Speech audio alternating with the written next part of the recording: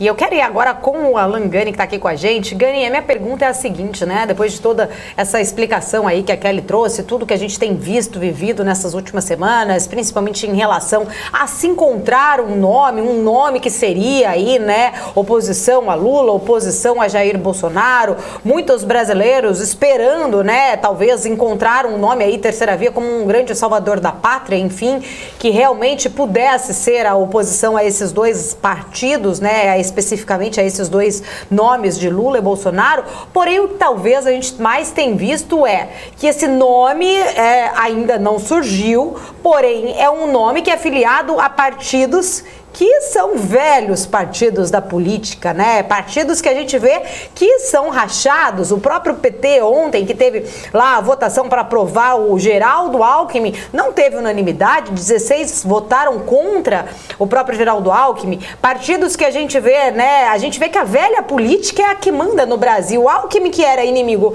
político de Lula, hoje é companheiro de Lula. João Dória disputando dentro do próprio partido com alguns nomes para se tornar aí candidato à presidência. Tem Leite envolvido, tem um racha no PSDB, esse PSDB que já teve um racha antigo. O próprio João Dória lá atrás não apoiou o seu, né, companheiro de partido, que era o Alckmin na época, apoiou Bolsonaro, agora é inimigo de Bolsonaro. O que a gente mais percebe é que se surgir esse nome de terceira via, a contaminação do partido não vai influenciar, porque os partidos são eles, né, liderados por velhos políticos que acabam, né, mandando, na verdade. Então, adianta tanto aí se encontrar uma terceira via? A gente vê que nem os partidos se respeitam, né?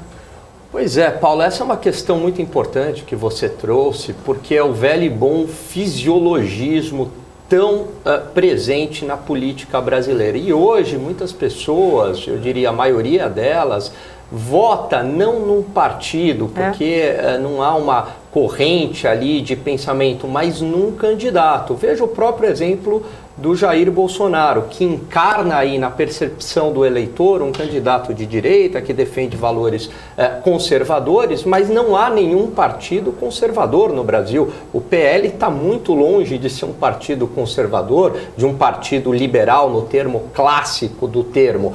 Talvez o partido que haja ali claramente, né, uma posição mais ideológica, e aí existe aí uma coerência entre o próprio candidato e o partido, é o próprio PT, né? Então você tem o Lula, que é um candidato de esquerda, e o PT defendendo as suas bandeiras de esquerda. Mas quando a gente vai para este centro, aí é uma miscelânea, porque é uma bagunça. A gente percebe o próprio PSDB, o Geraldo Alckmin, que era um governador, foi governador 2 vezes aqui por São Paulo, votado muitas vezes pela direita, não importa se era por falta de opção, mas foi eleito, né? Ele foi governador 2 vezes.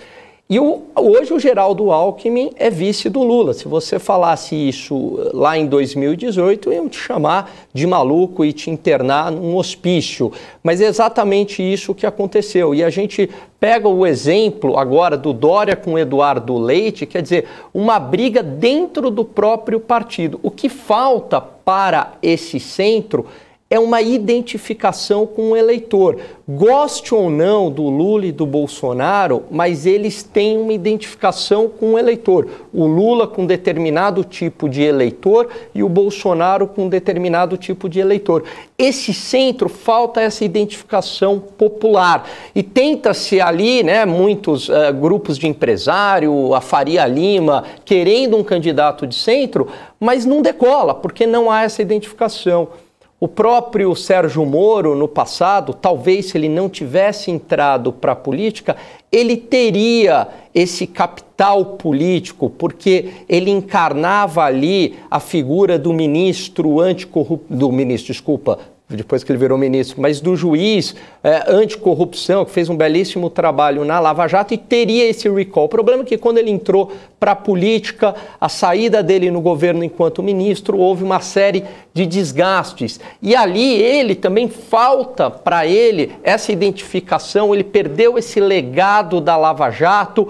Hoje ele tem uma posição muito tímida em relação ao Supremo Tribunal Federal, que anulou basicamente a toda a Lava Jato, todo o trabalho dele, e ele se tornou ali na percepção do eleitor como mais um candidato de centro, mais um Dória, mais um Eduardo Leite. O que está faltando é exatamente isso, é uma identificação e tirar essa imagem, né, fisiológica do centro.